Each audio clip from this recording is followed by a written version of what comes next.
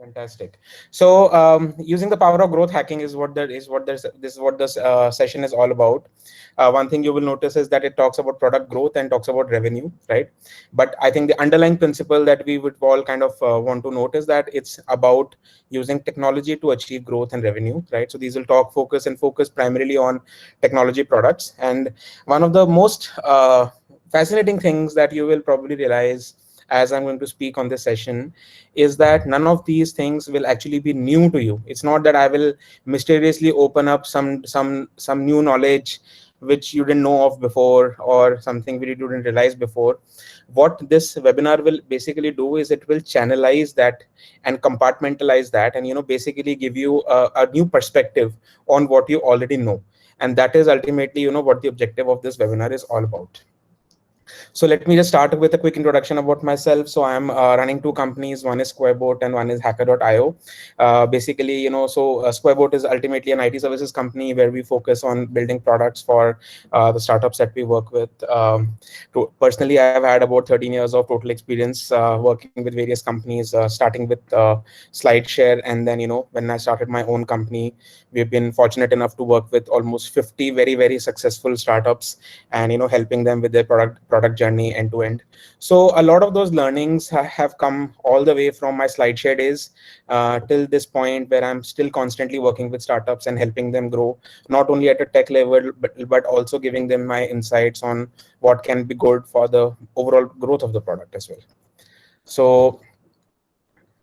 So this is fundamentally, something that I think everybody will relate with. I think the building of the product is actually the easy part. It is actually not very difficult to get a good product built. The interesting part is that 90% product companies, 95% product companies actually get it right. Eventually, I would say, may not have got it right on the first day, but they eventually get it right with enough time and enough energy and enough money spent on the problem. I think most companies will get a good product out of the way. But the main problem that basically bites a lot of the startups is that they just fail at acquiring customers, right? Not that they don't have the customers somewhere in the world, but just that they are not able to reach those customers. And that is where the problem basically starts. So we work with a lot of startup companies. We work with many founders. And I can tell you, with absolute clarity that a bad product was never the reason that any of those products shut down. That was never ever the case with us. The only reason why some of the startups that we work with ultimately shut down was because they could not actually match or exceed the growth that they had anticipated earlier. They could not get the amount of customers that they possibly want to keep the business sustainable or profitable, and that is the cause of the death for most of these startups.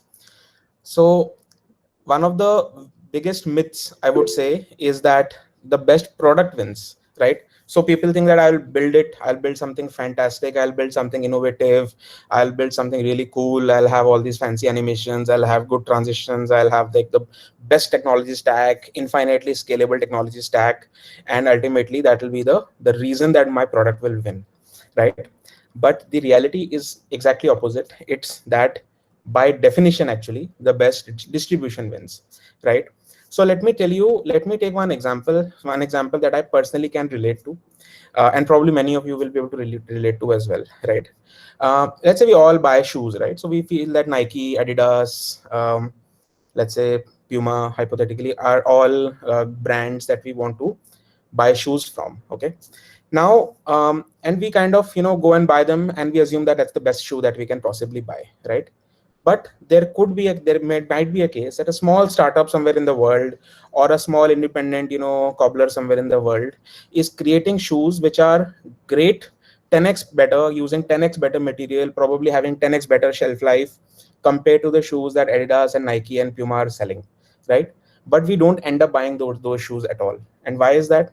Was their product inferior? No, the product was great, but the distribution that Nike and Adidas and all these companies, Reebok and all these companies have, that is what basically causes them to win. Whenever there is a product, when there is a customer in the market, that customer is going to look out for these brands and not that obsolete or one-off startup which is otherwise building great products but simply does not have the reach to these customers, right? So that is something that I would like to first point out straight away. Okay, so yes, so Saurabh has mentioned that Gaurav knows my story. That's completely true. We had an average tech aspect, used an off-the-shelf solution, but good marketing, customer acquisition helped us make the profit and get acquired. Yes, so absolutely true, Saurabh. That the emphasis on my talk will not. I mean, although I run a product development company, and obviously I feel that a good product is a engine in a way, or a good component to have in your overall distribution strategy. So I think you should all focus on my words a little bit here, that the product is a component and the product is not the overall story, you know. So some people feel that the product is the story, where it's actually not the case, to be honest, right? In very few cases, yes, you might that might be true. Let us say a company like or product like Gmail, right, where the product is what the ultimately the end user experience is all going to be all about, and also whether a bad product will equal to a bad experience, right? But for most startups, hypothetically, we are talking about an e-commerce startup, or we are talking about, let's say, a company where a product is an enabler of the business. For those kind of products, you know, the product is nothing but a component in the whole set of you know, in the whole journey of the startup, basically. Saurabh, if you can answer that question, I can take a pause if that's okay. Sorry, can you repeat? Yeah. Can you repeat the question?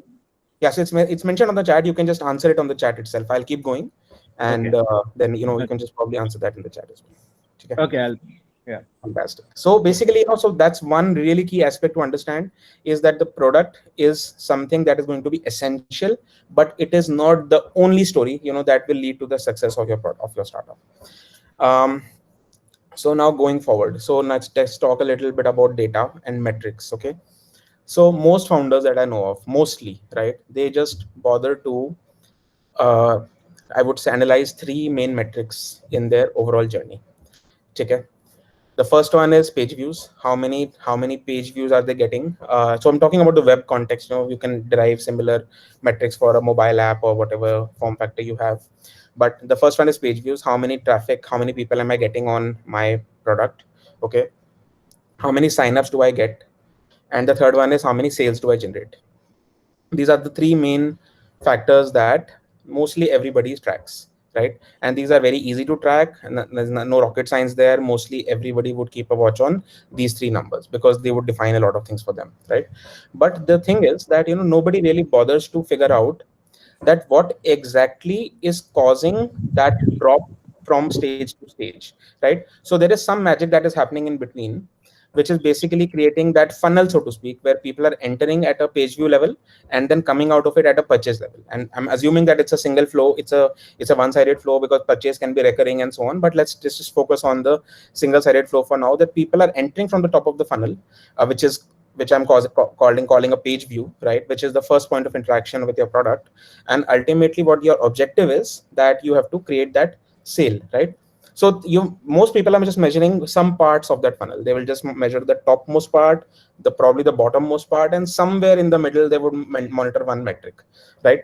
But the thing is that, Saurabh, is it possible to use the mic? Okay. So basically the thing is that it is the flow of the user from the top to the bottom has various stages, right? So let us take one small example. If you're building an e-commerce product, right? So there are people who are going to come on the homepage, right? There are people then who will sign up, and then there will people who will going to purchase something, right? Now, some of the phases, some of the things that you might want to kind of understand or might want to monitor in such case scenarios is that, you know, how many people, for example, clicked on the sign up button but never signed up at all, right? How many people actually clicked on the sign up button, made an account, and never ended up actually browsing or adding anything to the cart?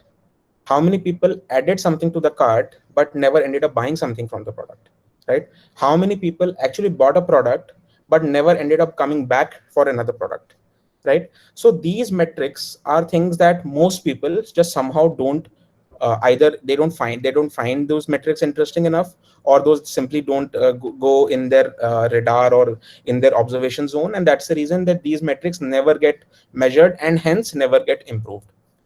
So my theory, or my whole opinion on this whole flow is that if you try to measure your metrics from stage to stage, then you will actually understand which stage is causing the most amount of drop, right? And then your corrective actions can focus on that stage itself.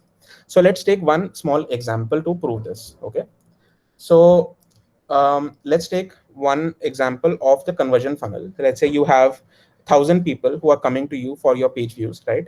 You get a 10% conversion rate, and then you get 100 signups on that particular product, right? Then after a week of usage, only 30 people are ultimately ending up using your product after a week, and out of them, 1/3 of them basically convert into paid users, right? So now let's say as a founder or as an entrepreneur, your challenge is that, hey guys, I want more sales. And I'm pretty sure that everybody would have told this statement to their sales team at some point of time or the other, that, hey guys, I want to achieve more sales, right? So one of the things probably that you will all think about is the most common and the most obvious solution is that let's double the page view somehow, right? Let's throw more marketing dollars on the product. Let's try to get more aggressively, let's try to market it more aggressively, and hence 1,000 will become 2,000, and 2,000 will become 200, and 200 will become 60, and the 60 will become 20, right? That is the most obvious and the most simple solution to getting more sales, which is throwing more marketing money at it, right? But the solution that I'm proposing, that what a growth hacker is basically going to do, is that it will try to understand and it will try to improvise on the figures that are within the funnel, right? So let us keep the same amount of page views, but let's try to understand if I can activate more users. When I say activate, let's say hypothetically we assume that we are going to make more users sign up on the platform, right? With the same amount of page views coming in, I'm getting more signups, and hence the flow downwards into the funnel is automatically doubling at each stage. And I have in this particular example improved only one metric, which is the activation metric. So if you see the previous slide, there were 1,000 page views and there were 100 signups, right? But in the next slide, there are still 1,000 page views, but there are 200 signups. And there are some activation strategies which we'll talk about in this webinar, of course, which you can do to create that better activation. So by keeping your marketing budgets the same, and we all know, LinkedIn advertising, Google advertising, and Facebook advertising doesn't come cheap, right? Even if you're a funded startup, it doesn't come cheap. So basically, by understanding how to improvise this whole funnel, we can generate more sales or more signups or whatever your business objective is, while still keeping the overall input of your marketing dollars exactly the same. So basically, just to then give you a one-line summary on this, that is exactly the role of the growth hacker, which is funnel as many people downwards as possible by identifying where the bottlenecks are, right? And then basically clearing out those bottlenecks. Okay, so this is in growth hacking terms, this is what we call the funnel of conversion, basically. So let's talk about these 4 stages first, hypothetically, that what are these stages, what are the definitions at a general level, and then we'll come to some specific points. So the first one is the user acquisition phase. Here, the user acquisition basically means that somebody who has now come to know about your product or your website or app, whatever it is, and he has now done his first interaction with you. So let us say, for the sake of a web-based product, we'll call it the stage where you are getting a page view on your platform, right? So a page view is what I would call as a user which has been acquired. Okay. The next stage is the activation stage. Now, the activation stage is basically when this user is now convinced that your product is going to make sense for him, and he goes up and signs up for an account. That's what we call as the activation stage, right? The retention stage is where the user is finding enough value on your product so that he is coming again and again and using the product on a day-to-day basis, right? And revenue is when the product is so meaningful to him that he is now willing to pay for the product and ultimately giving you some real revenue or real top line to work with. So these are the 4 major stages that every single startup is basically aspiring for. And if you see, The role of a growth hacker, or the role of a salesperson, or the role of a business analyst, or even in smaller companies, let's say the role of the founder, is to try and see how many people you can push downwards into the funnel. So how many people you can, so let's say you're getting X number of people at the acquisition stage, how many people can you funnel downwards successfully and reach the revenue stage, right? And if you're able to do that really well, then basically you have a good successful product at your hands, right? So the acquisition stage is is largely what most people worry about. Hey guys, I'm not getting enough traffic, I'm not getting enough this and that. But it is only one of the four essential components, in my opinion. The most important part is getting whatever you are fortunate enough to get at your acquisition stage, or whatever you can afford to get, I would say. How do we utilize or capitalize on that traffic to the fullest and get as many people downwards into the funnel as much as possible, right? So that is where I would say that is where the magic, basically, so to speak, happens, right? So now I would basically get into some well tried, tested, strategies, in my opinion, which I have done personally to get a better number at each stage. So I mean, majority of my talk will talk about strategies for each stage, and how do you improvise on your strategy at each stage. Okay. Now, I would like to re-emphasize one point which I had mentioned in the beginning of my talk also, is that I am not going to tell you anything new. So if you are here and if you are expecting that, hey, I mean, I'm just going to learn something magical which I didn't know of before, no, you are definitely not going to do that. All I am going to tell you here in this particular session is that how do you focus your actionables into the right compartment or the right bucket, right? So hypothetically, let's say somebody and I've had that conversation with many of the companies that even Squareboot is working with. Let's say somebody comes and says, Gaurav, hey, I think we should add a video to our homepage, a product explainer video to our homepage. Okay. And my answer is yes, definitely, why not? We should do that, right? But if I ever ask back that, but what do you think is the reason that you want to add this video? So most people will say, yes, I feel that it will explain our product better and so on. But nobody really knows, or nobody really understands the fundamental premise behind it, which is that you want to use that video for a better activation of your product, right? And what is the current activation rate? Nobody knows. Will they intuitively feel that the video will improve it? Probably yes. Will they ever measure it after the video has been in place? Probably not, right? So the basically what my talk or this remaining session of the webinar is going to be about is, how do you channelize your various marketing efforts into focusing on things which really matter to you, right? So if your biggest pain point is getting more people on your website, a product video is not what you want to do, right? If your biggest pain point is that let's say your marketing team is spending thousands of dollars a month and you're still not able to get enough people to sign up on your product, then it's a different strategy that we use, right? Then getting more traffic, getting more marketing dollars on the product will not lead you anywhere. So the strategies that you are deploying on the product will have to be dependent or in correlation with the problem statement that you're trying to address. And making you aware of the problem statement in the first place is what the is the webinar is going to be all about. So let's talk about the user acquisition part, and that is something that a lot of people are already doing pretty well. But I would still want to speak to you about it, and what are the various strategies that we have tried in place for that, right? So some of them are something which you already might know, but I'll still want to point out I'll want to emphasize on how good they work and how they don't. So let's talk about acquisition stage first, right? So the first one that I really love is that it's really, I mean, most people think that getting an article on Your Story or Economic Times and other things is actually pretty hard, and why would somebody focus my startup and all of that, right? But let me tell you that it's actually not very hard to do that. A relationship of a founder and a journalist is a win-win relationship. All you really have to do is contact a journalist, give him some nice, interesting story about why your startup is worthy of a mention on Your Story or on Economic Times or anything else, right? And the journalist also is looking for spicy stories to put in his journal, right? He is also there to give an interesting readership to his audience. So sometimes we just feel that hey, we are just too small. Why would somebody take interest in our company?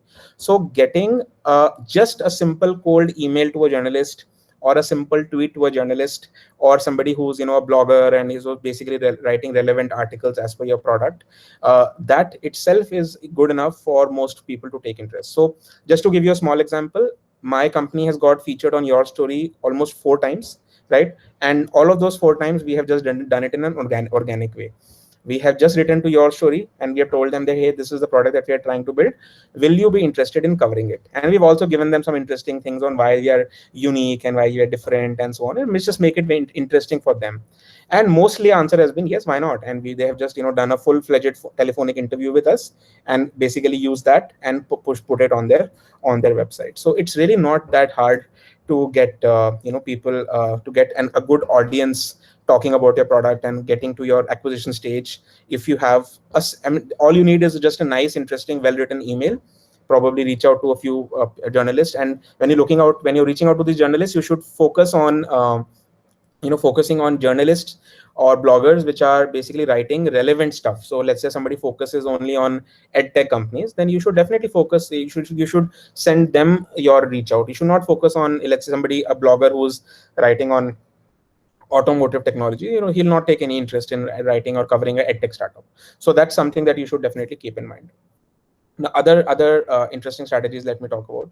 So again, for acquisition stage, so keep in mind, and again I'm repeating again and again, that the strategy has to be in line with the phase that you are trying to improvise upon. So what I'm talking to you right now are strategies about acquisition. So let's talk a little bit more. The one that is probably the most well-known and the most misunderstood one probably also is SEO, right? So SEO. Sorry to interrupt. Yeah. There are multiple questions on the previous topics that you covered. So before we go on to the SEO part and activation part, let's take the questions first. Yes, surely. So I'll start with the bottom then. So I'll start with Paritosh.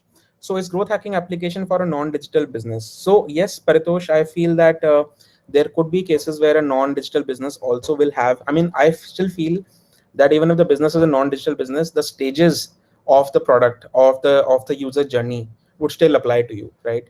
You would still have customers who are going to be acquired for the first time.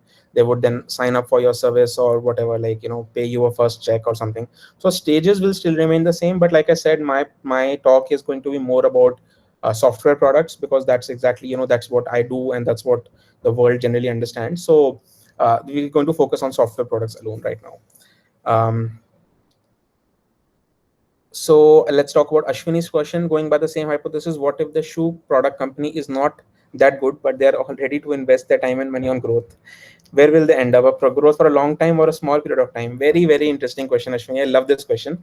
So my answer to this is that, if they have the money for growth, I feel that they will be able to address a very, very large market, and the market will then tell them where their shortcomings are. And if the founders are smart, founders are adaptive to change, they will use that feedback and improve the product, and hence the journey will continue further, right? I'm yet to see a founder where somebody has told them that their product sucks at this X and Y and Z thing, and they've said, no, forget it, I'll just keep marketing and throwing more money and getting more and more traffic or more and more customers. So there are lots and lots of examples. I probably not want to take some names here, but there are many examples where the product was pretty bad, but the marketing was pretty aggressive. And I'm pretty sure that you would have seen some TV ads and also thought that same question, that I was expecting this website to look and feel so much better. Why is this crap getting advertised on TV so much? So yes, I think that that initial growth will definitely be driven by the marketing and product strategy, and the product strategy will probably fit in later sometime. That's what my understanding would be. Hope the slides will be shared, else we have to take notes. Yes, so I think, Sandeep, it's always a good idea to take notes, but we will definitely share the recording after that. There is an alternate model called growth loops, which is proving to be effective these days. Yes, absolutely, Donovan. So maybe you can also address the growth loops part at some point of time. So growth loops basically means that, rather than going end to end, you start understanding one small bit, understand the impact fully, and then move on to the next loop. So we'll come to that if that is something that is of interest. As we map out the user journey, we are able to map every step and level drop off. However, what would be the best way to analyze that data? it is difficult to zoom out and see always what is the main cause of the drop off. Yes, Rhythm.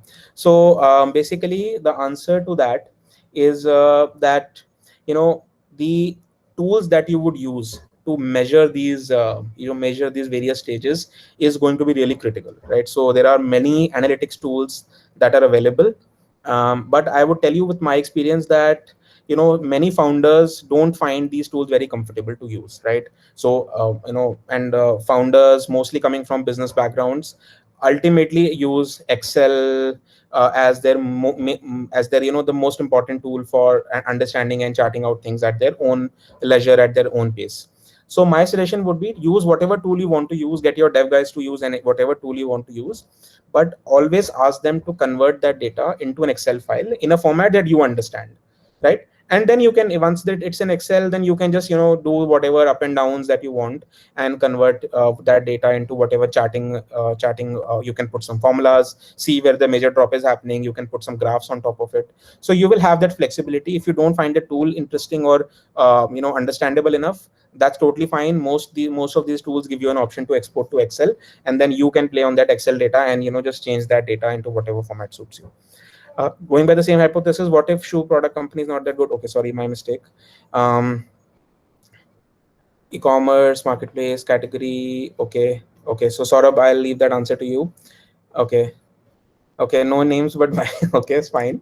Thank you, Pramoji. So for that answer, thanks for addressing. Yes, Byju's is the default.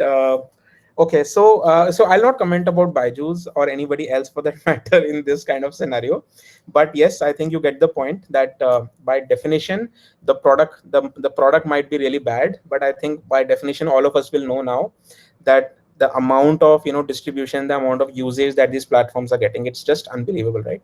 Now you can argue that if I had that much money on my startup, I would have just done a TV campaign, probably got a big actor to talk about my product and so on. Yes, that is definitely possible, and that is something that the funded startups do have that advantage.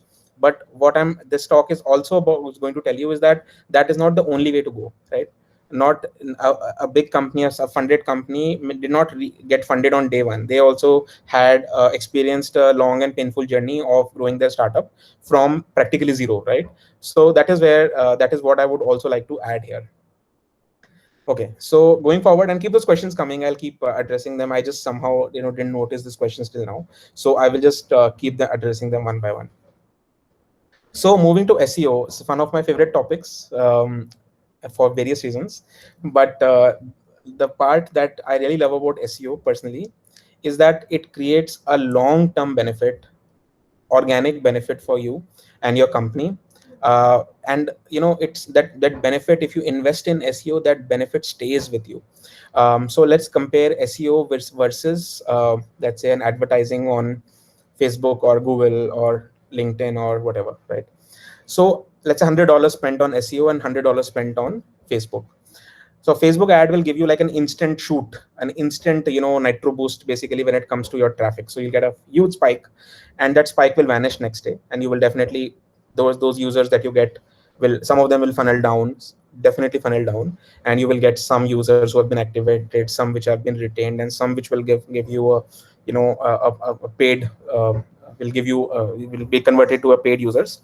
But the most interesting part about SEO is that if you invest once, that investment stays with you. So the growth definitely is not going to be like a nitro boost there. It was going to be slow and steady, but it's going to give you benefits in the long term. So let's talk about Hacker.io, the product that we run. We have done, just crazy amount of SEO on Hacker.io, and we have been doing that for I think past 3 years now, right?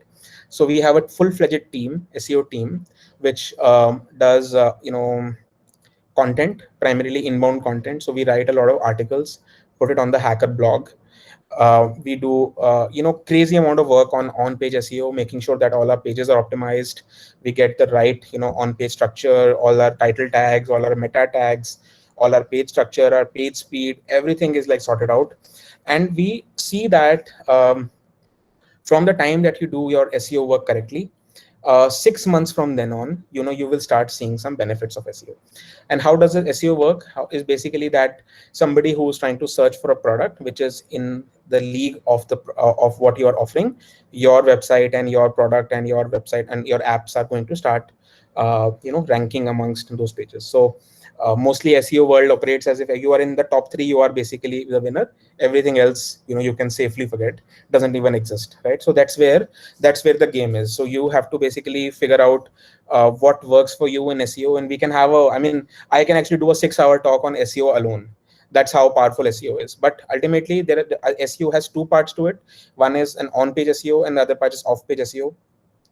On-page means basically getting your product correct, right? Which means that all the meta tags, your site maps, your title tags, everything should be in spotless order, so that somebody who is trying to search for a product like yours get a very relevant listing on Google when they search for you. Off-page SEO is a full-fledged, mission. So you would have people who are doing content writing for you, people who are creating some backlinks for you. Then there are people who are going and answering questions on, products like Quora and things like that. So basically, it's a whole set of, it's a big teamwork. We on Hacker.io have been currently we are hitting about 20 million page views on Hacker.io per year. And I would say 90% of it comes through SEO efforts, right? And we have been doing this for past 3 years. So you can imagine how sustained the efforts have to be to be able to reach that stage. But just to give you a sense, we have a team of 5 people who work full time on SEO, and there are a bunch of consultants and freelancers that we have engaged for some of the other aspects of SEO. So it's a big industry. I think you all would agree that SEO is something that works really well, but it also requires a lot of patience, also requires a lot of strategy. So one of the things that and again, talking with personal experiences, just paying somebody 20,000 a month and just expecting him to do good SEO for you, that doesn't work. So you have to really understand what your SEO agency is basically doing for you, or your SEO employee or SEO team is doing for you. Are they focusing on the right keywords or not? Are they focusing on getting you the right kind of traffic or not? Because any SEO agency can give you some crappy traffic which will not give you any benefit. They will not be your customers. They will just be users who are wandering all over the web and trying to find something interesting. We don't want those kind of users. We want people who are specific to what your product offers, right? What would be your strategy to drive website traffic from scratch organically? Yes. So Vinay, I think it has to be a mix of multiple strategies. I'll just come to that point. So once we understand the various acquisition points that we have, and I'm deliberately not getting into trivial options like run a LinkedIn ad or run a Facebook ad. I'm not getting into those options. But the answer to your question, Vinay, is actually that we have to try multiple things and then divide the traffic and figure out which strategy is working for you the most, right? So in no way am I suggesting that a PR strategy is the only strategy to go by, or a marketing or a SEO strategy is the only strategy to go by. You actually have to try multiple things in parallel. And then, what we basically call them is these guys as cohorts. So each cohort will have to be then identified separately and figured out whether that particular cohort is giving you good conversion on the funnel or not. Let's say somebody is coming from Facebook, is a great customer. These guys are sticking around for quite a lot of time, whereas the same with guys who are coming from your SEO strategy are actually not sticking around for a lot of time. So we have to do those kind of analysis, but primarily, it has to be a mix of multiple strategies. So so Pramodji, thank you for the link. HubSpot is a good example for SEO. Yes, HubSpot is really popular. I think HubSpot popularized the concept of inbound marketing. That's something that they live and breathe by. So definitely something that you should consider in terms of getting good ideas for inbound. Quick question on Hacker.io. Do you think at an MVP stage it would be easier to growth hack when you use a website as a platform versus as an app? Okay, so that's a very good question, Saurabh. And I keep getting this question almost on a weekly basis. That would I be doing a website, or should I be doing an app when it comes to growth? So there are definitely strategies for both. But a website gives you multiple advantages. That is something that I should definitely point out. One is that it is ready to use. So anybody who comes to the platform, they can use your website straight away. There is nothing to download, no sign up, no OTP, nothing. They can just basically at a glance see what your product is going to offer them, right? Whereas an app has a lot of commitment involved. You have to download, typically wait for a few seconds, then it'll go, you get you some onboarding screen will come and some OTP will come and so on before you actually realize what the app is going to offer you. And the second thing is that ASO or App Store optimization actually is still not that powerful compared to what SEO benefits are. So in terms of using all these growth strategies, a web-based strategy actually works really well. So you can theoretically argue that you can do your marketing on the web and then funnel all that traffic down to an app. Yes, it is doable. But for us, I have generally seen that it's so much easier for us to be able to like create and market web pages, because fundamentally they get indexed on Google at a much convenient rate compared to the whole ecosystem of apps, which stays locked in to some extent. That doesn't get that much visibility when you're looking for something new. Okay. At the moment, one of our clients is promoting his product all over the place on social media. Okay.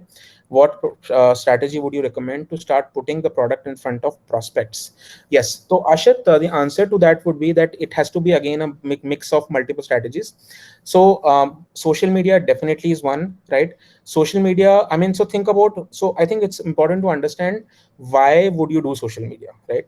Because a lot of people just do it because everybody else is doing it. So there has to be some clear reasoning on why social media, why Google ads, why LinkedIn ads, and so on. So social media is about discovery. If your product is something unique and your product is basically doing something which you would not expect a user to come and potentially search for, right?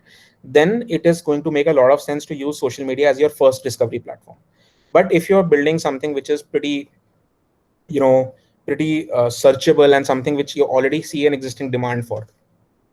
As an example, when we run Hacker.io, we are, let's say, an aggregator of online courses. So the demand for keywords like PHP course, Java course, Learn Java online, and so on, that is a very well-established demand. There are thousands of people on the web who are making such queries on Google on a day-to-day basis, right?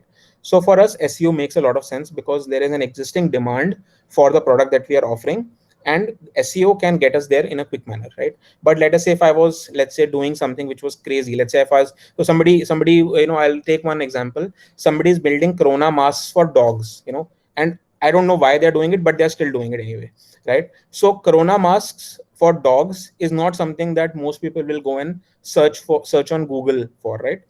So for that kind of a product, it will make a lot of sense if you get that discovery done on Facebook, because if you might discover this by chance, or if Facebook feels that it's relevant for you and so on, and it will give you that ability to interact with that potential customer for the first time, knowing very well this customer is not necessarily searching for your product right now, but he might be a target audience for you who might have such a requirement. So somebody who has a dog, who's really passionate about his dog, really loves his dog, and is just trying to differentiate his dog clothing with somebody else. I don't know really, to be honest, what the thought process would be, but you might find a customer which is going to be relevant for you.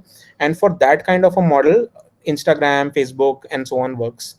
Writing blogs, articles, etc., I would put them in the SEO bracket, SEO category straight away, because writing blogs, articles, the main purpose is to write articles around the concept that your product focuses on. So let's say if you're building a marketplace for online, let's say online shoes, I don't know, just as an example, you might want to write some good articles about what is the importance of wearing good shoes and what are the various kinds of shoes that are available in the market, so that all that peripheral traffic that is focused around people who are looking for interesting content around shoes, you are able to capture all of that traffic and then funnel that downwards into your actual product, which is the online shoe store, right? That is the approach that I would have taken.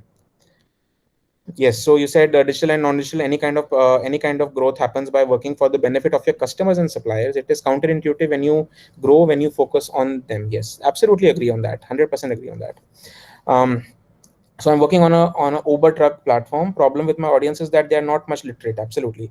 How will they get online and search for work? How can I get them aware? Surprising part is that drivers we encountered are eager to get work, but the problem always stays the same. Acquiring truck drivers requires physical work as compared to getting them online. Totally agreed on that, 100%. So in such a case, the online strategy may not be the best strategy. Let me tell a small example so you probably understand this better. Free charge is a very big platform now, very big company now. But if you backtrack, the first 100 200 customers that they had got, the founders actually went to various colleges and told them that, hey guys, use my app down and recharge your phone right now in front of me. Okay, and once you do that, I will give you 100 rupees McDonald's coupon right now, right? And that is how they literally announced free charge to the world, right? They were not waiting for customers to come and search for the word how to recharge for free or whatever, right? They were actually there and they were actually telling people about the product, and that is how they got their first few customers. So there is a very interesting article of why your initial marketing strategy need not be or scalable. So I would strongly recommend that please don't wait for your drivers and truck owners to magically come online and start searching for searching for the product that you have. You have to get down to that level and speak to them on a one-to-one basis, call them perhaps and tell them about your product, and that is really the only way to go. So not all products are equal, not every product is going to have a online audience, but in your case, I mean, I know a little bit about your product as well, so I would strongly recommend that go literally get down there, go on the streets, talk to these truck owners, talk to these drivers, and get that thing rolling. We have worked on something very similar for a Canadian audience, and I can tell you that even those founders were working directly with the drivers and the truck owners. None of them were waiting for any SEO magic to happen or any kind of Google magic to happen. Yeah. So Android app is available for TruckPay. If yes, okay, yes. So yeah, Ashwini, so that's a good point. Radio ads could be a good idea. Yes, actually, that's a very good point, Ajay. That radio ads can be a good idea because you can then announce it to a lot of people, and radio is being listened to by a lot of these drivers and truck owners as well. I think Ajay, your idea is fantastic. Totally agree. Maybe that can help TruckPay. So going forward, so we talked about a little bit of PR companies. We talked a little bit about SEO. I was actually coming to social media, but Ashit has already taken up a little bit of it.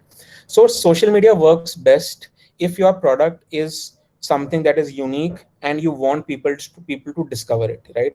If you are already in the market with a commodity product which you're just differentiating by better quality or whatever, social media will work for you, but ultimately, you're going to pay a big premium on getting those customers. The best part about social media is that it introduces products which are unique. So let's again talk about FreeCharge because we've already mentioned about that company. It was a very unique proposition when FreeCharge started, that you recharge your phone for 100 rupees and you will get vouchers worth 100 rupees back. So that's the reason they called it FreeCharge, right? Now you will not have customers searching for this kind of a product on the web, but you will definitely have customers who are going to search for recharge your phone, recharge mobile phone, recharge Tata Sky, and so on, right? So for those kind of customers, FreeCharge can be an attractive proposition. You can use SEO and content strategy to convert those customers from Google, but you can also have your value proposition in a very nice, attractive, creatively designed graphic, put them in the form of a graphic and get the social media audiences engaged directly, right? So those multiple strategies can work in different ways, and that is how you can basically leverage the benefit of both these platforms. Moving towards this very interesting concept of these early adopter crowds, right? So there's one particular website that I feel is really awesome and something that a lot of people still don't know about, which is Product Hunt. I don't know how many of you have heard about it, but Product Hunt is basically an aggregation of new startups, right? And it enjoys a tremendous fan following, and the people who are following Product Hunt on a day-to-day basis, including me, by the way, also are constantly on the lookout for some new tools and technologies and new products, just to make their regular day-to-day life, day-to-day problems a little bit easier. And once in a while you do actually bump into a product which you really enjoy, and that is when that product starts to grow. So think about launching your product on Product Hunt. Then there are some other platforms like Beta List.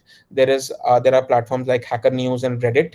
They also actually do a lot of wonders for new startups. So just to give you a small example, because we were in the programming space, we launched or we basically ran a paid advertising on Reddit, right? We didn't do Google, we didn't do any Facebook, we didn't do any LinkedIn, but we ran a paid ad on Reddit, right? And I can tell you, with past 3 years of experience behind me on Hacker.io platform, the biggest spike that we ever saw on our platform was on that Reddit ad.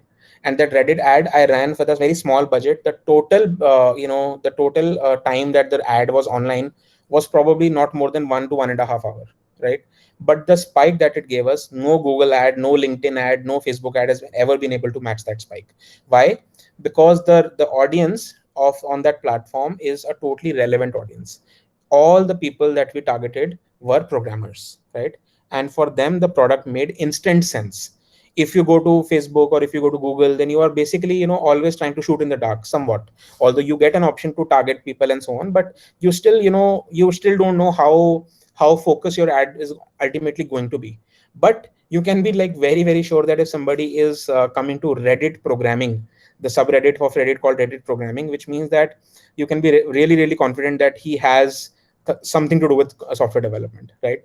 And that kind of a really focused ad will give you maximum ROI on your money, compared to other platforms where you might get a mix of multiple audiences. So try to find a niche. If your focus, if your product is around, let's say, children education, find other companies which are into children education, right? If your product is around dogs, try to find some interesting blogs which are doing articles, or some influencers basically who are talking about dogs, and try to get those people to talk about your product. The amount of coverage that you will get, and the amount of focused users that you will get, it's going to be like unprecedented going forward. So talked about influencer marketing. Let me cover that a little bit as well. So a lot of people are doing a lot of people have started using social media platforms for creating a bunch of followings. So YouTube and Instagram and so on, so there are interesting people who keep posting interesting content, have built millions of users as followers, right? Now these people ultimately are also doing something called influencer marketing. So what you do is you basically contact those people, and just simply, it's a very straightforward business deal. Tell them that you have to talk about their product, about your product, and then they will tell you what the kind of fees is involved, right? It's a very straightforward relationship. You tell them about your product. Obviously they will ask you a few questions. They will want to ensure that the product is relevant to their audience and the product is a good product and so on. But the kind of focus, the kind of audience that it will attract will be so relevant and so niche that it will be almost otherwise impossible to get that kind of audience for that kind of price point. So that is something that I would really want you to focus on, that find influencers on Twitter, on Instagram, on LinkedIn, on other platforms, YouTube actually, which have that kind of following, so that you can approach them and you can ask them for some exchange of materials and so on, so that they can actually promote your product for you. And it works really, really well, by the way, right? The other thing that also a lot of companies I would like to suggest is the concept of email marketing. So email marketing largely is something that people feel is spamming and so on, right? But yes, it is. I think somewhat it is that you are going to send unsolicited email to many people to tell them about their platform and so on. But one of the mistakes that a lot of people do is that they just go and buy an email data set from somewhere, right?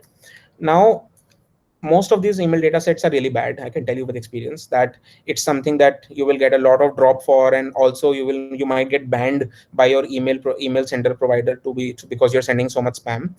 But one hidden, I would say, discovery that I made was that you can actually go and talk to various companies who are building a product which is relevant to you, right? May not be direct competitors, but something relevant to you, and you can ask them whether they are interested in selling their data to you, right? Or their user data to you.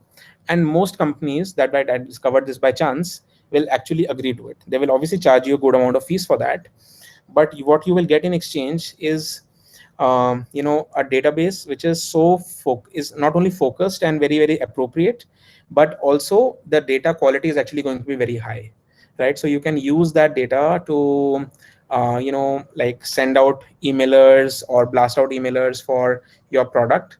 So I mean, this is something that you might want to do, might not want to do. Obviously, there is a lot of, I mean, you might think that spamming emails is not a good ethical approach and so on. So that's totally up to you.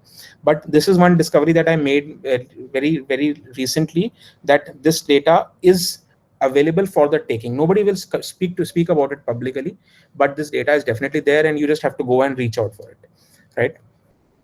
And apart from that, there are hundreds of other things that you might want to do. So I mean, just being present on multiple channels, things like, if you can afford it, build an app, build a website, build both, so that you can basically communicate to your customers in as many ways as possible, as many channels as possible. So that's one thing. SEO we've already talked about. Paid advertising is something that almost everybody understands. Basically getting a company to pay. So paying a company and basically getting some paid ads as a return. Google, Facebook, LinkedIn, Twitter, Instagram, almost all of these companies have an option to create an ad. But one thing that I feel is that you should definitely engage a specialist for it. I think one mistake that I've seen a lot of founders doing is that they just feel that you just have to recharge your account and run an ad and it will automatically work out. So it doesn't happen that way. So one of the things that I have seen is that you have to keep your cost per click, CPC, in check. And the way that you do it is you experiment with multiple ads. So you have an ad copy 1, an ad copy 2, an ad copy 3, and you basically you have your ads running on these platforms, and you have to focus on which ad is generating the most amount of clicks, what ad is doing the most amount of throughput for you. And then you focus on that ad and you improve the ad copy, and then you improve the targeting of the ad. So there are multiple things that are actually going behind the scenes in case of a paid campaign also. So strongly recommend that if you're going for that option, don't try to do it yourself. Find somebody who's a specialist for it, because if you're spending hypothetically 10 lakhs a month for your paid ads, then if somebody's charging 50,000 rupees to run that ad properly, I think it will still be better. It will still give you better ROI compared to then just trying to save that 50,000 somehow and getting a company or an individual to do something which is not worth it. So that's what my opinion about paid ads would be. And yes, I think basically, by and large, on acquisition, I mean, there are hundreds of things that I can talk about, but I would still say that by and large on acquisition, this is one thing that I would like to take a pause, and I would like to just ask people on this webinar if they have anything more to add, any other strategies that they have seen which have worked for them in the past, primarily around the acquisition part. We'll yet to see the other parts, but just on the acquisition part, if anything else has worked for them so far.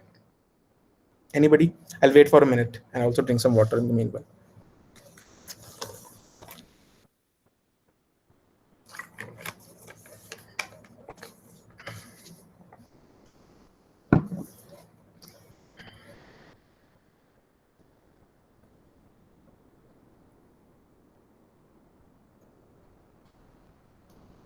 Yes, so the Highway Dhabas is actually a good, very interesting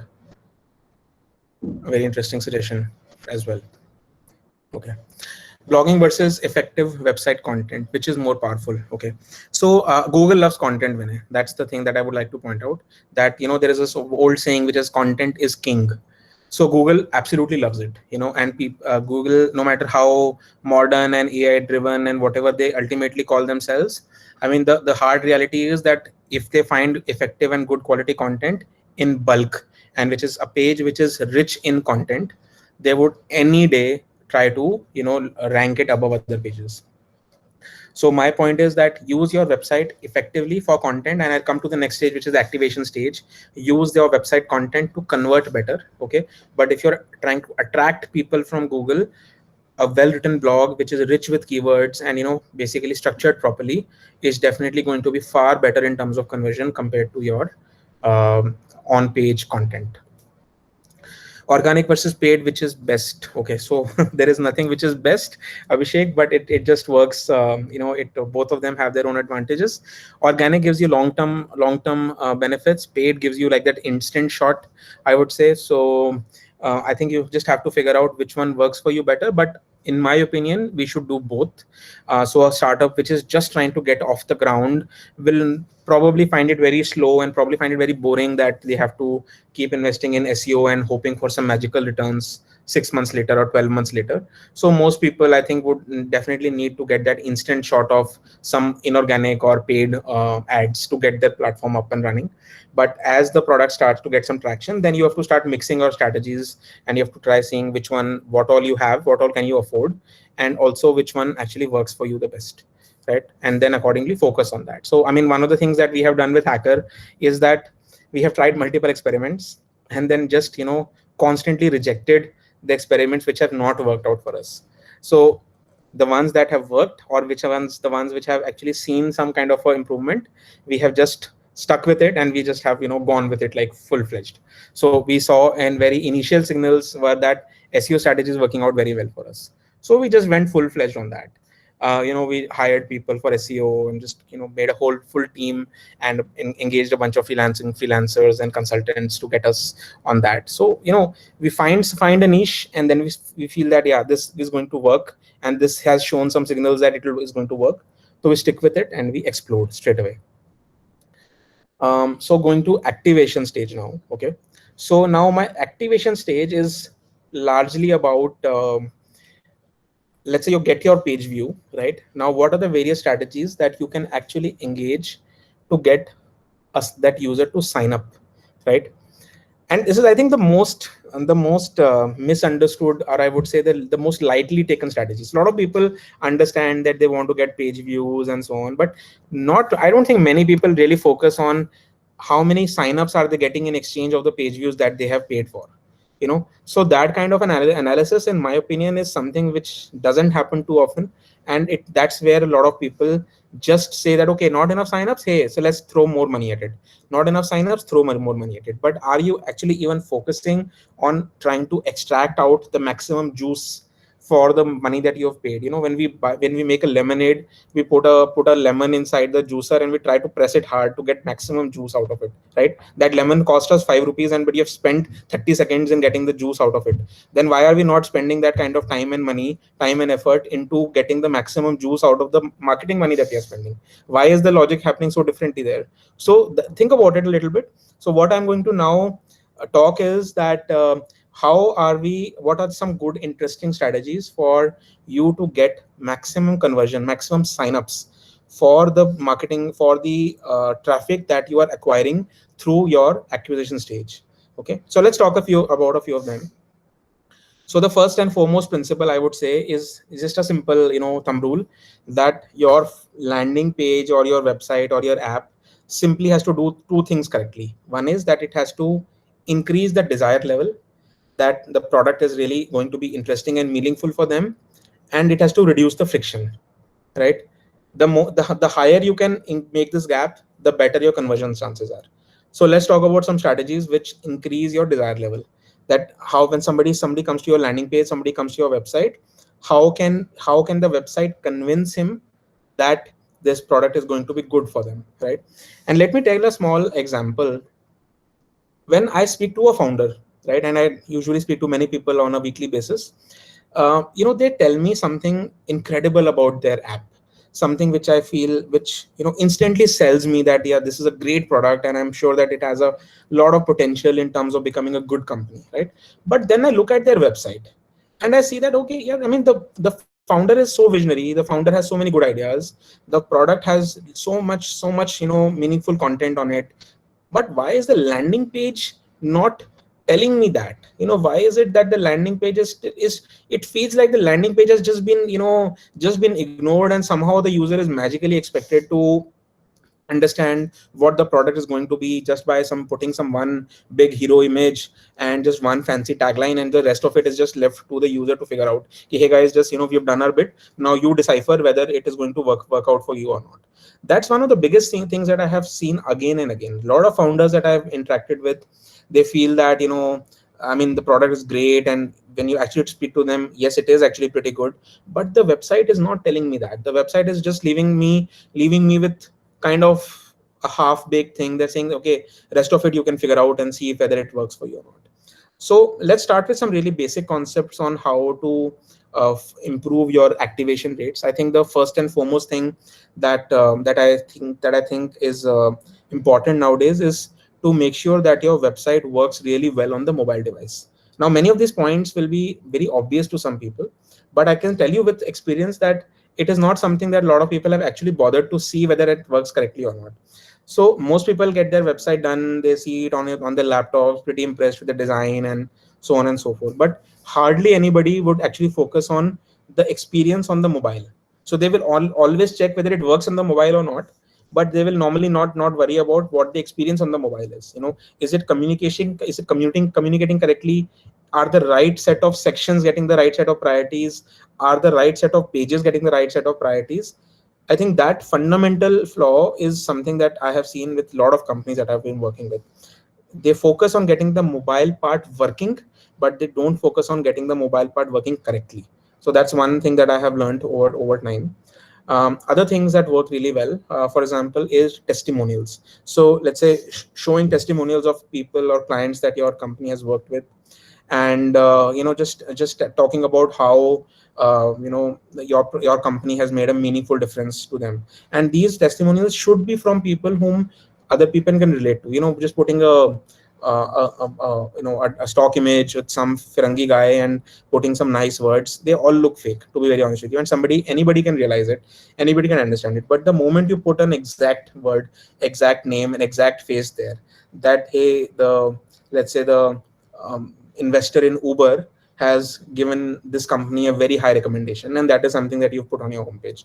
Now people will understand that there is definitely something going in favor of this company, that an investor in Uber is putting such a strong recommendation for your product, right? People definitely read through it, and people understand that is something which is going to be important. Now, other things that actually work are things like press mentions. So you get a press mention, no matter, and you remember from our previous conversation that getting that press mention is actually not that hard. So just talk to a few people, talk to a few journalists, get 3-4 press mentions on your page, put them out there that you've been covered in Times of India, you've been covered on, your story on whatever other blogs. People use these indicators as a measure of trust. So when somebody is coming to your platform, they say, hey, I mean, Times of India is covering this product, might be a good product. They will not necessarily, want to do a very objective evaluation at that stage. They'll say, okay, I mean, big people are talking about this product, big newspapers have written about this product. I think there might be something good about it. So let us just use that and let us, try that out. Other things that I have seen which work really well is always having a free trial option. So never ever force the user to sign up for something and then immediately make a payment. A free trial always really helps.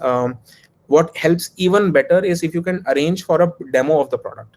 So the demo can be in two ways. It can be either a self-service demo that you can just basically give them a login which has all the data, everything in pre-populated way, and the user can just experience the product without going through the pain of signing up and so on. And the other is that if you have a more of an enterprisey product, you can just request for a demo, and that demo your salesperson can do and explain the product end to end.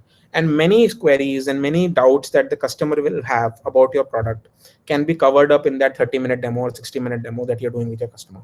Now, normally, when you want to do these demos, you want to do it on big ticket products. You don't want to necessarily engage a sales team with a product which is going to cost $2 a month for your customer. But you still want to, you would still want to have that option available, that somebody in the team can come and demonstrate the benefits of your product. We are in conversation with so many companies, and one of the things that I realize is that, say, using an analytics tool is a very common need for most of the companies that I work with. But hardly anybody I know has a very good approachable solution where I can just tell my client that, hey, just go and talk to this guy and he will give you a product demo, and then you can decide whether this XYZ tool works for you or not. And these tools are really complex to understand. A demonstration will help my clients and the other people who are evaluating the product in understanding whether it really works for them or not. And these are things that most companies just simply ignore or just forget. They will just assume that if it's there on the homepage, people will just understand things magically and they will just sign up and start paying for the product. Doesn't happen, especially in India. It doesn't happen. So going forward, one of the things that I really emphasize upon in any of the products that even we are building is that we have to have a very clear CTA. A CTA means call to action, to help the user understand what he's supposed to do when he lands on the product. So you might have seen many websites that in the past where you went to a website and you saw a bunch of options and navigation is there, sections are there on the web page, many things are there, but it's not necessarily telling you what do I do next. The onus of channeling the journey of the user on that website belongs to your UI designer and not to the customer. The product designer that you have engaged, or if you are yourself the product designer, you have to architect your design in such a way that the customer is channeled into a particular set of steps to be able to reach the objective that you have set. Okay, so let us say you want the person to come to your platform, explore your offerings, and then eventually sign up and then eventually pay for that offering. Your UI design, product design has to really focus in that direction. You cannot you cannot leave a user unattended and just magically expect him to figure out that something is on offer and something can be purchased and something can be paid for. That is something that that you will just theoretically you can do that, and theoretically you will see that most companies are doing it that way. But if you just help your users stay in on a particular channel and you direct your users flow in order to achieve your own business objectives, not only will the user find your website more comfortable to work with, but also that your business objectives will actually be attained better. So that is something that I feel a lot of companies just leave out. And a good UI designer, a good product designer should always focus on just funneling the traffic as much as possible from an initial discovery phase to the paid phase. You should just not leave the user in a limbo that you should figure out and see if something is working for you or not, right?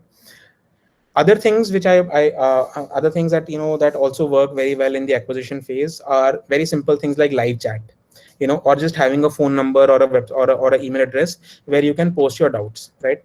So we are a tech company, and we are sometimes looking for some interesting tech products to work with, to let's say implement on one of our products, right?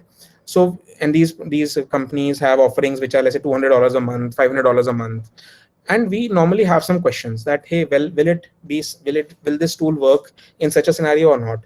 Will it actually work if I had this problem or not, and so on, right? Now, if my landing page doesn't have any option of actually answering those questions, or if it's just leading me to an FAQ page which has like this tons and tons of text and nothing really which is making any sense to me, then ultimately my mind will say, hey, forget it, these guys I don't feel that this product is going to be relevant for me, and I will just leave the conversation there. But if I had a simple pop-up which allowed me to contact that particular company, ask them whether this particular use case is something that is workable for them, and so on, the ability for that particular customer to interact with the company, get a satisfactory answer, and then make a purchase or then make a sign up, that just goes up by huge leaps and bounds. So the main thing is that we have to make sure that we are able to, the landing page is able to answer the queries, the questions that people often have. And once you see a certain trend in your live chat, you see that some questions are being asked again and again and again and again. That is what should create your FAQ, frequently asked questions. FAQ normally is written by some content writer who has absolutely no idea what he's writing, but he'll just create an FAQ section because the designer has asked him to do that, right? But the real FAQ happens when you actually start to see trends and questions that are coming up from your customers again and again. And that is what you basically distill and put it into one section on your website, which you call the FAQ section, right? And if that FAQ section works well, then you will, although still have questions coming on your live chat, but at the same time, the number of questions that the customer is able to answer on his own will go up, and hence your conversion rates are likely to go up as well. Okay, now there are a lot of other things that a lot of other things people do. So let me talk a few of the more obvious ones. So explainer video works really well. 30-second video, 40-second video, just explaining what the concept is, what the product is all about, what your text could not basically tell you. Or the one interesting thing that a lot of companies have done now is, instead of using videos, they have just started using animation, right? So the video, instead of playing a video and letting it load and buffer and so on, the animation actually starts working instantly. So you can actually animate the product, animate the website, and you can show the product and how a typical user flow is going to work, like what exactly can you do on the product and so on. So that makes people feel instantly under that, actually lets your users instantly understand whether the product that they are seeing currently on the browser is that actually going to be useful or relevant for them or not. That is something that I feel is something that is largely ignored. And we can people still worry about or start getting product videos done, but I think animation is the way to go ahead. And animation is definitely lighter also in terms of page load, so you can get that animation to load quickly, whereas a video will take its own sweet time to load and so on. Another interesting concept about getting more people to sign up is talking about freebies. So talk about having a free newsletter, or talking about, let's say, having a free ebook download or a white paper download. So normally what you do is, in such strategies help you work with by creating a set of users who are kind of semi-engaged with your product. So they have signed up for the newsletter today. It means that they definitely have some kind of interest in the kind of product that you are building, but they may not be convinced enough to sign up for the product yet. But these kind of users are useful, because then you can start using those users or their data basically to start sending them relevant mailers which have some subtle mention of the product that you have in place for them. And you will see a longer conversion funnel with them. You will definitely see those users will take much longer than other users to convert. But if you are patient enough with them, and if you keep hitting them again and again with enough frequency, then you might see that there is a small funnel that you can extract from those users as well, right? Apart from that, there are actually multiple things that we can talk about. I'll just take a pause and I'll try to understand what are the strategies that you feel have worked for you. Any specific questions that you have regarding activation? I'll just take 2 minutes and let everybody post a question here if anybody has something. Yeah, so Saransh has an interesting comment which says, if you go to Slack's website, you can actually interact with the tool on the landing page itself. Yeah, so exactly, Saransh, that's exactly my point, that if you are on that particular page, the website is not even asking you to sign up, right? It is just letting you play around with the tool. You as a user can immediately tell whether that particular tool is going to be useful for you or not, right? And if it's going to be useful, then your resistance to sign up on the website is going to be next to zero. Whereas if I did not give you that demo, you would have basically signed up with the assumption that something might be useful in future, or you would have not signed up at all. So it's all about increasing the desire. If you have more desire, then people will basically sign up for you. If you don't end up doing anything to increase the desire of the product, people will just assume that the product doesn't seem that useful, or they will just go to your competitor's website, who's going to probably convert them in a better way. So this is around activation. Any particular questions around activation? Anyone, if you want to add anything, please let me know. Otherwise, we'll move on to the next phase. I'll send you a nice write-up after this call, maybe after this webinar, so that we can. So there are hundreds of other things that I'm not talking about in the best interest of time, because we have to cover 4 phases. So I'm just keeping each phase that deliberately quite small. But what I'm discussing versus the actual available strategies, there is a difference of almost 10x, and I can put all of those down and I can email them to you later. Okay, so let's move towards retention then. I think retention again is a very interesting a growth hack to be able to let your people stick with you. So Paritosh has put a dot. I really don't know what the dot means, but Paritosh, probably something that you're trying to post. Please do post it again. Retention, right? So can you remember the last time you paid for a product which you were not using frequently enough, right? I don't think they'll ever recall such a product. So I think most people have understood, most people have realized that the path to getting a user to pay for the product that you have built goes via having them use your product regularly, right? So let us take one real example here. If you don't use Netflix for a while, क्या change आया? मैं सबसे बड़ी बात sir मेरी था कि मैं हमेशा बोलता था कि आईटी वाले में मैं काम करना ही नहीं. so basically I'm really sorry, I think my microphone was left on. Naman, can you mute Mandeep, please? Sorry, I was saying my microphone left on. I was speaking to some other guy on my Yeah, Mandeep, can you mute yourself now, please? Sure. Thank you. Okay. So the path to retention is basically what converts your user to a paid user eventually. One small example, let's say you have a Netflix, right? Now just try doing it once. Don't use Netflix, log into your Netflix account for, let's say, 15 days. Okay. Netflix will start sending you emailers around what is the interesting content on Netflix that has been posted recently.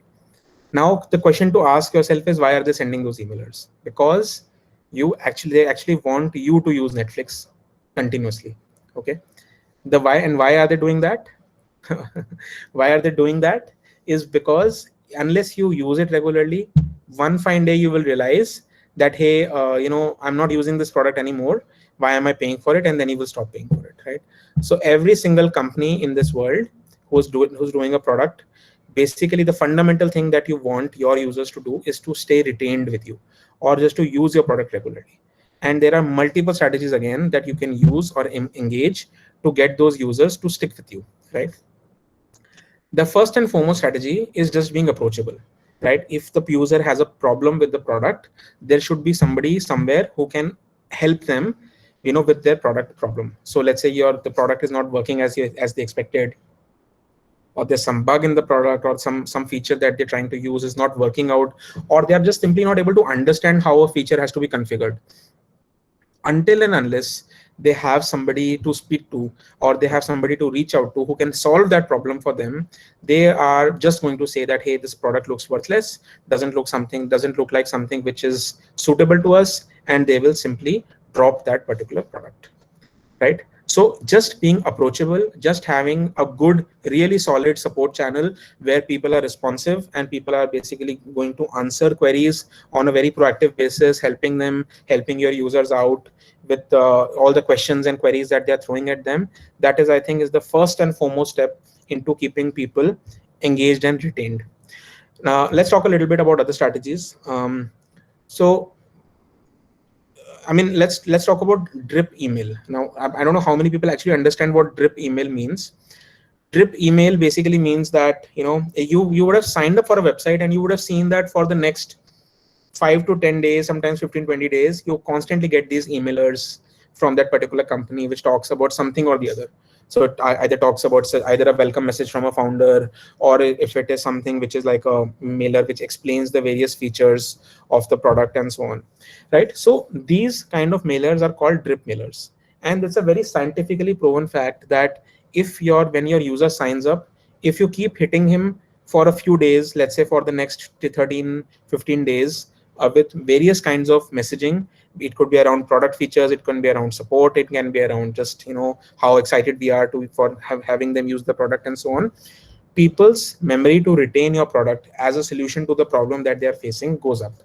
And then that also creates like this small emotional bond with you and the product that you are using, so that when the particular user is facing that problem again, his mind will tell him that, hey, there is a product like that which is going to help you out with that problem. So let us say when you sign up for Uber, you get some marketing emails from them, and sometimes you start getting a lot of interaction with them on SMSs and emails.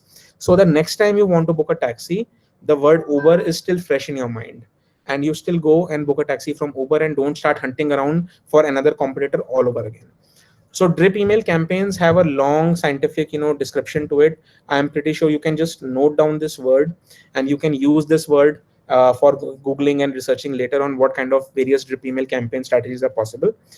The modern equivalent of drip emails is push notifications, right? So if you have an app, or even if you have a website, if your user is signed up, sending them push notifications, keeping them engaged on a day-to-day basis or on a week-to-week basis, but don't send them spam. Don't send them notifications in such a way that the user ultimately ends up disabling your notifications altogether. Keep it relevant for them. the best part you can possibly do is to time the notification correctly. So you can see that if a user is interacting with your app normally after lunch hours, let's say starts interacting with your app around 3 p.m., then send them a notification smartly at 2:55. Or, let's say if your app is about food, and if you want the user to if you want to target their lunch hours or something, send them a notification around 12:30.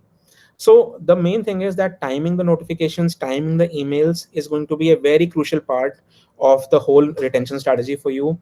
If you're sending it properly, if you're sending it on time, and if you're sending it with relevant content, these kind of channels are going to be extremely successful in getting the users to again use your app and get that particular job done in a repetitive manner. And once the user is hooked, the user is going to do that job with you again and again, and eventually you start asking them for something better. You ask them for a premium plan, or if you want to let the user upgrade their experience by offering something additional, the people who are going to be the most retained and the most engaged, they are the only people who will actually end up buying the paid plan from you anyway, right? Other strategies that I have seen apart from notifications and drip emails are very simple strategies like gamification. Now, gamification again is a very misused word, and everybody says that I want to use gamification on my product and so on. But gamification has to be done correctly. Just throwing points and on random activities here and there on the app doesn't mean gamification, right? So some people just say, hey, let's just give the user 20 points here, 30 points there, 50 points at some other place, and let them see their scores, and magically they will just get hooked, and then we will attain that nirvana of retention. So doesn't happen that way. We have to focus our gamification strategy on the lines of what the user is going to benefit from those points. So let me tell you a small example. Stack Overflow is a very popular website for developers, and their gamification strategy is the one that has been really popular. Now let us think from the user's perspective also. Why is the gamification strategy for Stack Overflow so popular? Because if you earn more points on Stack Overflow, it basically helps you do two things. The first and foremost thing is that you get more privileges on the website. So you are able to unlock features of the website that other people don't have simply because you have more points than them. I think it's like one of those features which is just remarkable, because it also ensures that your most loyal users, your most engaged users get more and more power, and those are the guys who also then help you maintain the platform in the future. So very, very simple things like sending a welcome message, solving some queries for a user who's just joined Stack Overflow, preventing the platform from getting spammed by some other people. The platform has become such a way that the most engaged users have also become their brand evangelists in a way. So that gamification strategy has really worked for them. The other importance of those Stack Overflow points is that developers sometimes put them on their CV also. That hey, I'm such a popular person on Stack Overflow. I have 12,000 points. Basically, it becomes like a badge of honor for them, and that number of points becomes a very important mention on their CV. It helps them get a better job probably at some point of time. So what you have to really think about your gamification strategy is that, are you actually doing it in the benefit of the user, or are you just throwing points here and there and kind of assuming that the user will understand those points and probably just get hooked to earning more and more points? I can tell you with confidence, and I can tell you with experience, that none of those gamification strategies actually work. The only thing that will work is if your points are in sync with the expectation that the user has something to do with those points. He has some way to redeem those points. It can be the form of some some real gifts or some real rewards that he can redeem it against. Think about your credit card points, for example. Why do you accumulate those points? Because you can redeem those points later for some real tangible benefits. Or you don't you never say that, hey, I have 12,000 points on my Citibank card. You don't talk about those points on a social gathering. You don't put it on your CV, right? But you're still very interested in earning those points, and the only reason about earning those points is that you can redeem it for something valuable. In Stack Overflow's case, the definition of value is more privilege on the website and possibly a better utilization of those points on the CV, which can lead to a prospect job. What is the user getting from your points is the question that you have to ask. If you're getting something nice, by all means, go ahead and do it. Cool. So let's come. Let's talk a little bit about the questions. So Paritosh, what if you shifted focus from payment to the value of the customer brings them to you and the value you bring to him? Yes, absolutely. Okay. Thank you, Pramodji. Thanks a lot for your presence here. Really means a lot, and thanks for that. So going forward, now about about the retention strategies. So basically, these are very simple strategies that you can follow for keeping people engaged. And the reason that you are keeping them engaged on your platform is because unless the user is engaged, be very certain that this not never ever going to become a paid user for you. And the engagement actually doesn't stop when the user buys a paid plan, because in most cases, most products that you will end up building, it will be a recurring SaaS based product. It will hardly be a one time pay product. So you also want to engage your paid users. And the reason for that is that if your paid users are not engaged with you, then they will also ultimately start dropping out and not pay you again when the next payment is due. So that's on retention. And the last thing is, now let's talk about revenue. How do you get your people to pay you ultimately, right? So the first thing and foremost thing is that you have to have a reason for them to pay you, which I think most companies just simply ignore. What is it that your paid plan doesn't offer? Or sorry, your free plan doesn't offer, but your paid plan does, and it is something that the user aspires for. So as a small example, we use project management tools in our company. There are a lot of free users who are going to, let's say, get that all the features of the product, but they will restrict it to maximum of 5 users per project, right? Now the paid plan is going to unlock that, and it will, let's say, let them allow the project to be used for 50 users. Now that's a very valid and a very clear cut a value that the paid plan is offering over and top of the free plan. The free plan is still letting the users evaluate the tool. It is letting them get started, and it is letting them evaluate whether the tool actually works for them or not. Is their team comfortable using the product or not, right? And if it is, then the paid plan can be bought later. And the paid plan is something that will add or unlock additional value, which was otherwise not possible in the free plan. So giving that clear benefit of what that additional money is going to get them is something that is going to be really crucial, right? Apart from that, I think some of the other mistakes that people do when implementing a paid feature on the product is that sometimes, first of all, they don't implement the payment gateway part correctly. So your users are going to use multiple sources of money. So some of them will be on Paytm, some will be using UPI, some will be using credit cards, some will be use debit cards, some will use MX, some will use other things. So one of the first and foremost things is that if you're trying to make a product which is going to be a chargeable product, have you ever actually thought about what kind of payment gateway you have implemented, and is it actually covering the use cases that your users actually want, right? Are you actually, let's say, do you have it in mind that some people don't want to pay for your product online? They are simply still very scared of using a credit card on your website. What are you doing for those users? Are you giving them an alternate? Are you giving them a plan or a suggestion which can still let them pay for your product, but not letting them, still giving them the comfort that you don't have to put your card online? So you would have heard this Flipkart story and the Amazon story that for tier 2, tier 3 cities, 90% of the orders are still COD. It's a very surprising fact, because still generally, so we are all from a tier 1 city, so we don't probably understand that pain point. But for tier 2, tier 3, still a lot of value is unlocked by simply cash transactions.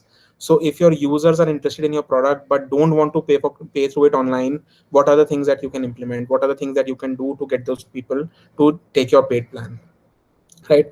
The other thing that I have seen which makes a lot of sense is things like differential pricing, and also changing pricing per country.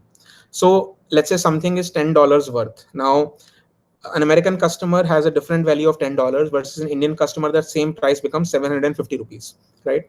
So one interesting strategy that I feel that some companies have tried to do is that they've put pricing which changes from country to country, right? So Spotify, as an example, has a different pricing for their American audiences, but that same Spotify subscription in India costs much less in Indian rupee compared to what it costs in US dollars, right?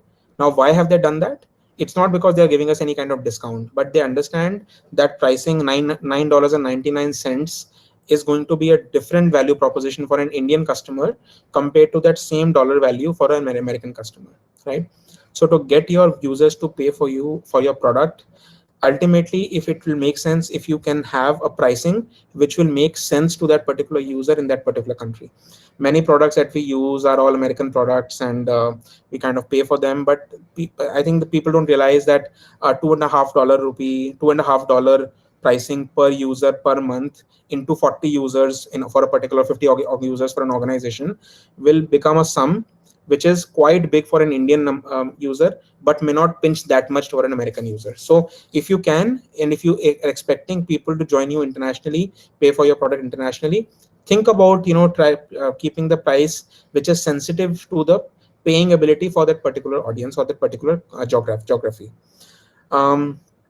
Also, that if you're a recurring, if your product is such that it's going to be a recurring payment, please tell your customers clear cut that if you don't like the product for any reason, there is going to be a refund and there will be no questions asked for that refund. And if your customers don't want to, let's say, continue for the product after a certain time, they can just simply discontinue on that product, and the money that they will pay will only be for that particular time. It is just still surprising how many people take it for granted that with somebody, and people are really scared when they put on their credit card on the website, they just feel lack of control. They just feel that now my website, my credit card number is out there, and this company can now charge my card for whatever amount they want to, and I will have absolutely zero control in terms of that money getting spent on that particular website. So you have to really make sure that they are comfortable. Make sure that you have to convey properly that your website, this particular product that you have built, is not only keeping their data safe, but it is also going to make sure that their card is charged only when it is supposed to get charged. If you don't like the product, you will get a refund. So basically, just create that sense of comfort for that particular user, that your money is going in very safe hands. Your money will not be misused. You will only be charged for things that you really want to buy. And if you ever find it uncomfortable, or if you ever want to discontinue the product, you can just discontinue with one click. There will be no sales calls to make. You don't have to dial an international number. You don't have to speak to a human being to explain him why you don't want to continue with the product, and so on. Has anybody ever tried canceling an Airtel subscription? If you've ever got an Airtel plan or an Airtel internet network on your home, just try to see how hard they make it for you to discontinue on that product, right? There are at least 25 different calls from 25 different executives who are all after your life to somehow make you stick to the product or not let you cancel the subscription. But if you give the user that kind of comfort that your cancellation is just one click away, then whether in the future also, if they decide to come and start the subscription again, they will have that sense of comfort that yes, I will be charged for what I'm consuming, and rest of it I will get a refund back. So that is one. And apart from that, other revenue options, or basically making it easier for your people to pay you better, things like coupons. So if you can have a coupon strategy, basically expose some coupons, leak out some coupons, basically, which means that you are kind of deliberately sending some coupon codes to your coupon aggregator websites and sending them a 10% off or a 20% off.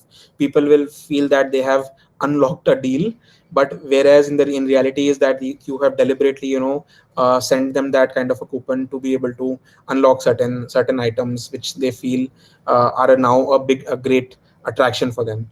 And sometimes what I've also seen is that the website or the app themselves just show them that these are the available coupons that are available and valid till now. You would have seen the same thing happening in BigBasket app also. Same thing happens sometimes in Zomato app also, that you can just click on the deals that are available going on right now. So it just avoids that whole hassle of going to Google and searching for whatever coupon code is available, trying all these random coupons, some work, some don't work, and so on.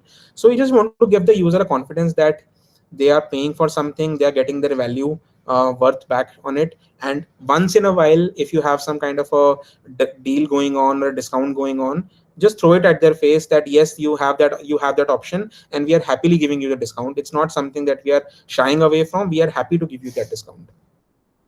How can we make discount coupons effective instead of showing lower prices upfront on the website app? Okay, so Paritosh, can you explain when you mean by effective? I mean, that's something that I would like to ask you for sure. I'll just continue in the meanwhile and come back to this question. So that's one. And basically, by and large, for the revenue phase, this is all that I have. There are many other points that I have noted down, and I'll send you an email which will contain that full list of all the points in my list. But by and large, at a revenue stage, this is what I have, and this is what I feel a good product should be doing to make the users go down and get that paid plan or that paid feature activated. So just to recap, we have kind of seen your whole journey. If you see the slide on the phase on the screen, acquisition, then activation, and the retention, and then revenue, right? So each stage has a different strategy.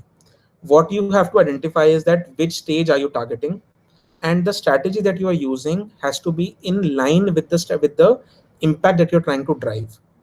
By making your credit card faster, credit card operation faster, if you're just trying to magically improve your sales, they will, but it will only be for the small section of users which are your retained users. But if you're trying to get more and more signups on your website, you can either go for a better acquisition strategy or for a better activation strategy. So the whole logic is that if you have to really sit down with your team and understand and probably think yourself on what objective you're trying to hit, and the strategy that has to be that will follow will have to be in sync with the objective that you're trying to hit. You cannot simply just go and tell your team or try to do it yourself that let's try it out these 10 things. That's fine, but all those 10 things you need to know in advance that when I implement this thing, what is the benefit that I'm expecting from that. And only when you know that in upfront, and only when you plan it according to that, will that strategy be actually effective for you. So that's my point on revenue. Paritosh, I'll wait for your answer, but I'll just continue the session as well. So now, by and large, if I talk about the funnel, this is where we are, and pretty much that is where I would like to conclude today's talk. I have kept last 15 minutes of this session just for Q&A. So if anybody has anything specific to ask about, your particular product or your particular company, the challenges that you are facing, I'm going to be very happy to answer those specific questions. So we'll start with a question that had come up in the beginning. So I don't know if Vinayak is still on the call, but I'll just start with Vinayak's questions first. So he asked me about open source. So he said that what is it that we can do to get open source projects more visibility? So it is not necessarily a growth hacking question specifically, but the way that you can focus on open source is by just getting more and more developers to get excited about your project. So people who are working on a similar tech stack that your project is on, how do you reach out to those people? You have to reach out to those people, tell them that, hey, you are working on something similar or on a similar tech stack. Why don't you join hands with us and make this particular product better for us as well, for the whole community in general. So developers, in my opinion, have ample bandwidth and ample interest also in contributing on projects which they find interesting and they can personally relate to. That's been our experience so far. So we would definitely, that is something, just reaching out to developers, telling them the pain point that you're trying to address with your open source solutions and asking them to contribute. I think nothing will work better than that. Okay, in the pandemic, there are certain part of edtech products which all look similar. Okay, what can be done to make your own product stand out in such a scenario? Okay, so that's a good point, Sandeep. And like I had mentioned right in the beginning, it's not about the product; it is about distribution. So I think the main thing again will be about distribution. So just trying to get as many people to know about your product, and then focusing on the conversion funnel downwards is something that you will have to focus on. And the product is very similar. I understand that there are many products, all of them are getting into this online learning phase, and many of them are kind of trying to create some kind of a hybrid where the booking is online, the delivery is offline, and some are doing the delivery online, and so on. There are multiple things that are happening in parallel. But yes, I think it's a distribution that has to be worked out. So whatever helps you get the maximum distribution is something that you have to worry about. And it's basically an acquisition problem. So the various strategies that I have mentioned for the acquisition phase, I think those are the strategies that you have to work towards. Okay, I'll wait for more questions. Anybody? So you can unmute also, and you can ask the question directly as well.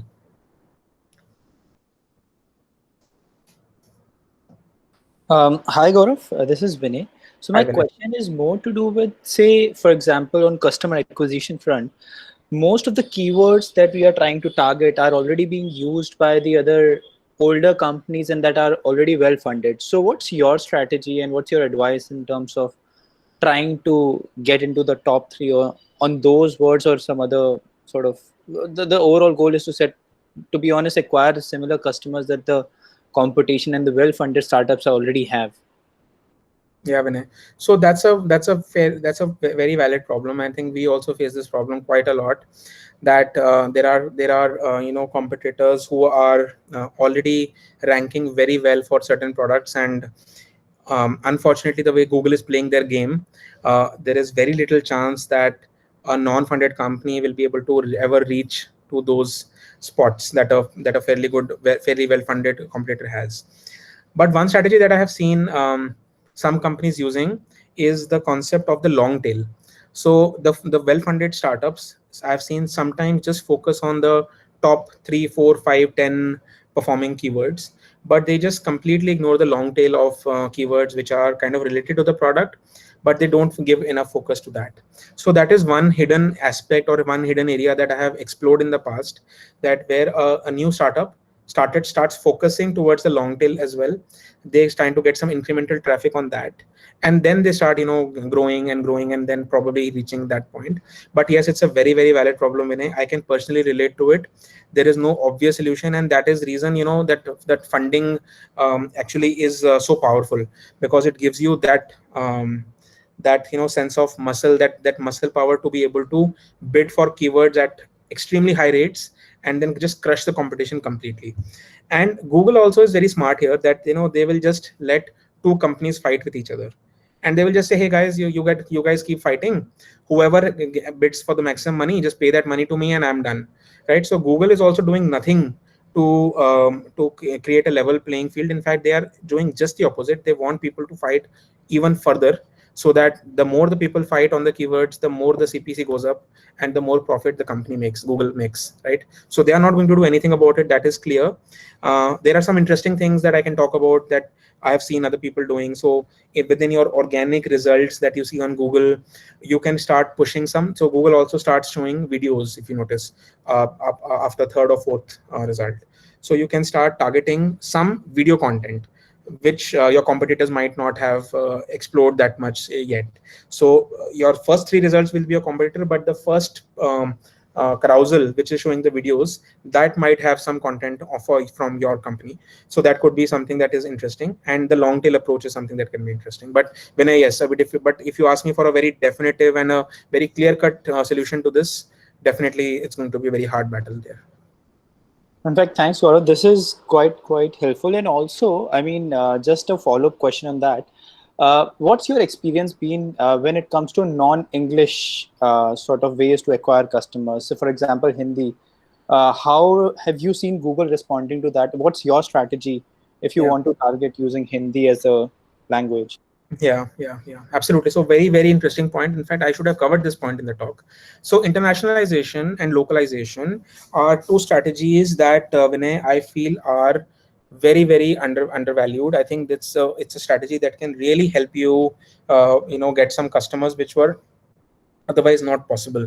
So think about it. There are so many countries in the world where English is not the first language, right?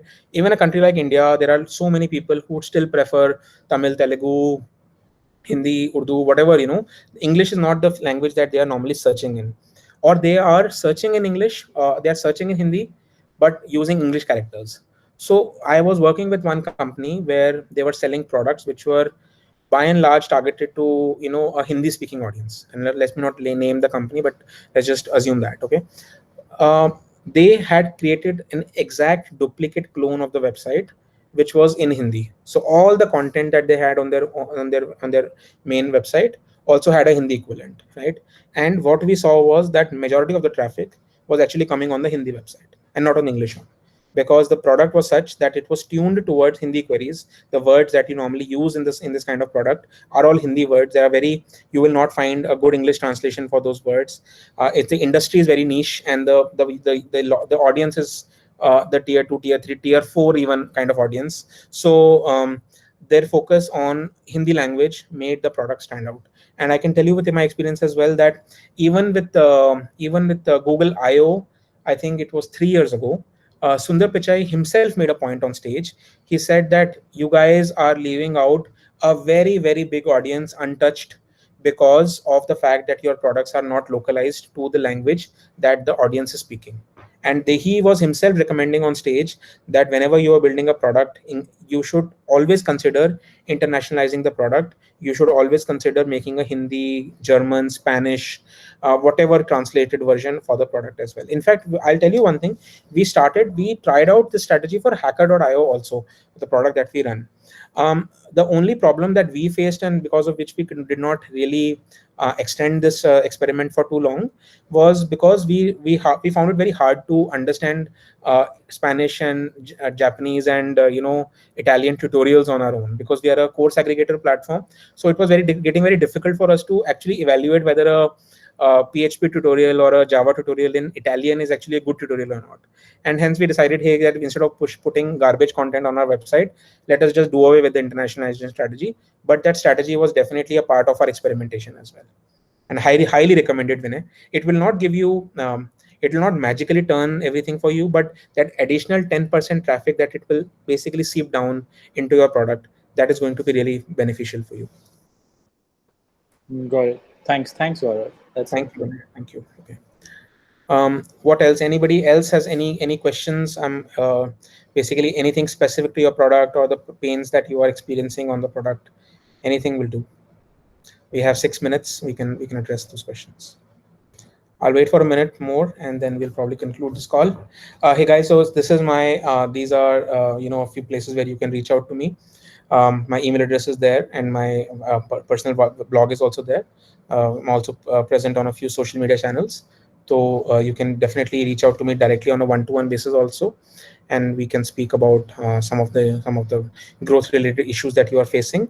Happy to help you out on a one-to-one level and discuss the challenges that you are facing.